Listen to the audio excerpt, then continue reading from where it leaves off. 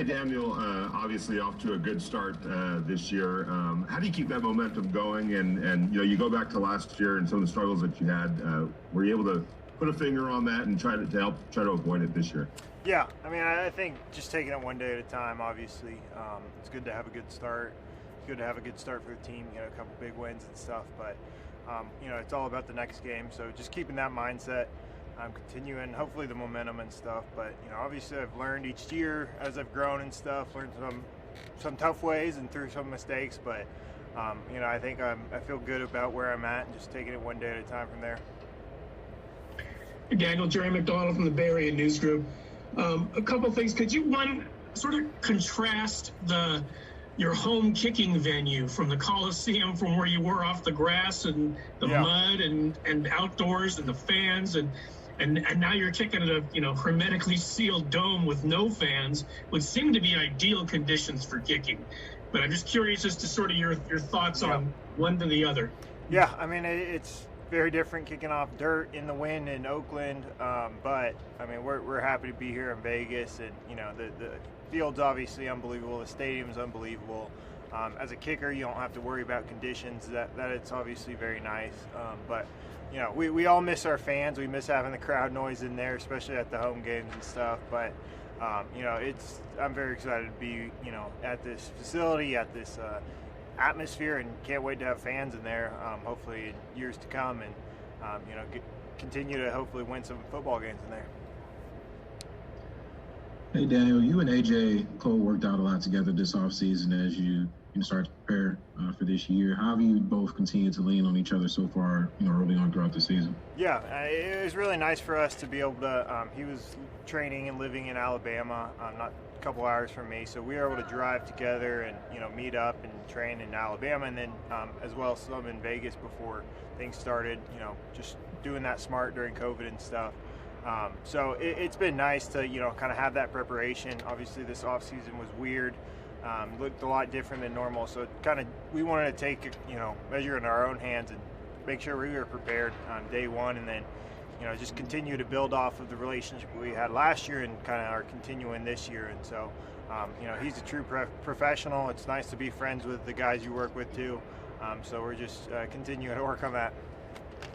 Hey, Daniel, Chris Matthews at CBS here in Las Vegas. Can I just ask you a little bit? You mentioned the fans. Now you guys can't wait to get back and play in front of fans and so forth. And we were just kind of talking a little bit earlier how crazy this city would be lit on Sunday night as a marquee game.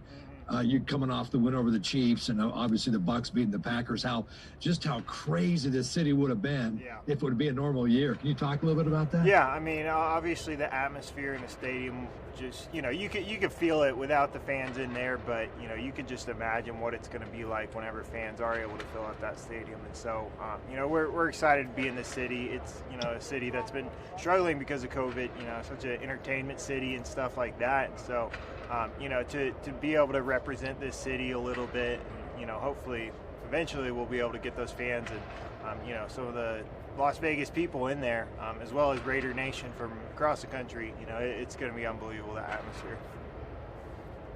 Hey, Daniel, going back to week 2, what does that do for your confidence when John Gruden shows the confidence he has in you to send you out there for a 54-yard field goal to seal the game? Because if that thing doesn't go through, then, Drew Brees has got the ball basically at midfield. Yeah, I think it says a lot about, what coach sees in me. But I think, mainly it was just, the team needed a field goal there to seal the game. And so I was just happy to be part of that big win for the team and stuff, to be able to do my part to help the team win. So, that was obviously a great win, huge game for the organization to be opened up in Las Vegas with a win. That was awesome to do that. So, everybody has their role, and, there are a lot of different pieces that went right before I was able to have that opportunity.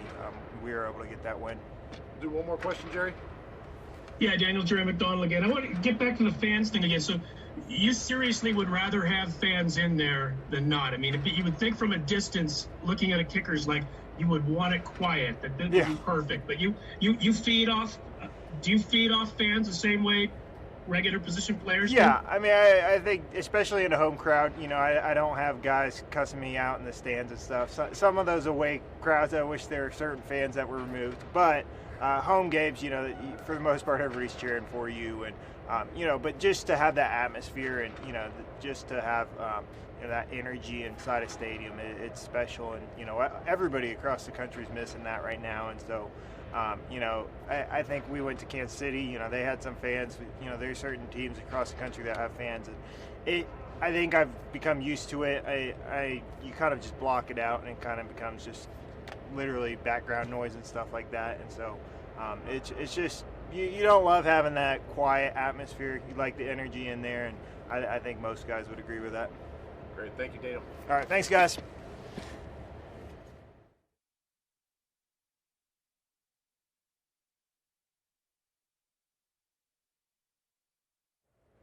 Specialist media availability coming off a bye week. That's a content dream, right?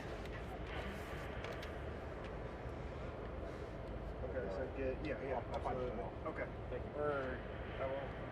Hey, AJ, Jerry McDonald from the Bay Area News Group. Curious about your sort of your professional relationship with Daniel. I mean,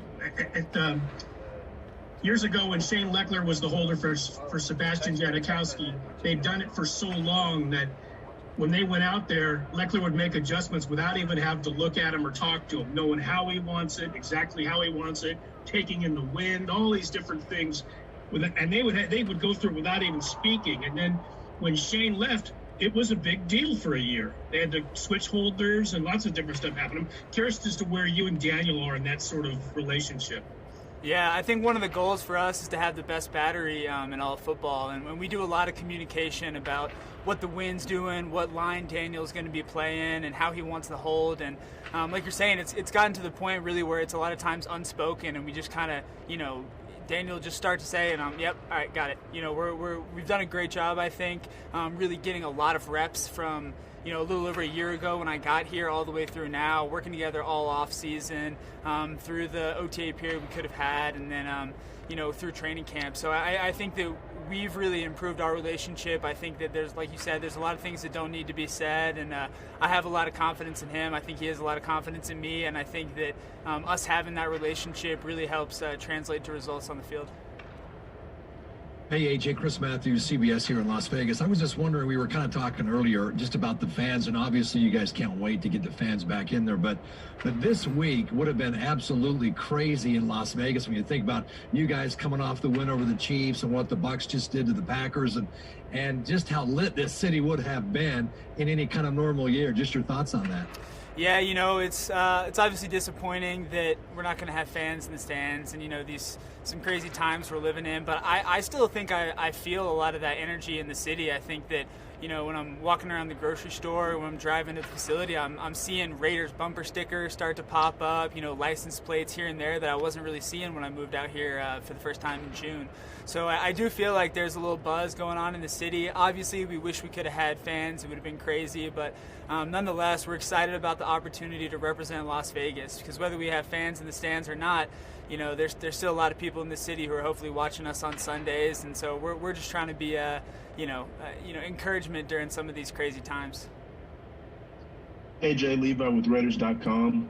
When it comes down to the punter position for the Raiders, it's historically been a great position with Ray Guy and Shane Leckler and guys like that have really led the way in terms of how punters are looked at within the NFL historically. So do those people that have played the position for the Raiders before you, does that reputation, is that something you revel in, or is there any pressure behind it? How does that feel knowing that you are coming behind those two guys? Yeah, I think it's definitely not lost on me. I know the history that the punter position has in the Raiders organization, and there might be certain teams that don't really care too much about the punter, but I feel that there is a lot of fans out there that really are informed and they really care about the punter position, because the Raiders have had the best history at the position, and to have the only punter in the Hall of Fame in Ray Guy, and then in a couple of years Shane Leckler is, I think should be in there as well, and so they're going to have only two. So I think that plan for that is definitely plan for this organization is definitely something that's not lost on me.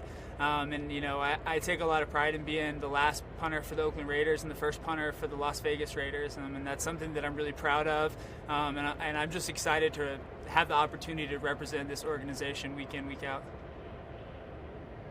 Hey, AJ, you got the fewest punts of any punter in the National Football League with 11 because of the way the offense is playing. I'm sure that's the way you want it to continue, but is there any do you get stale on the sidelines at all waiting to punt? What tricks do you need to do anything to make sure that you're ready to go at all times?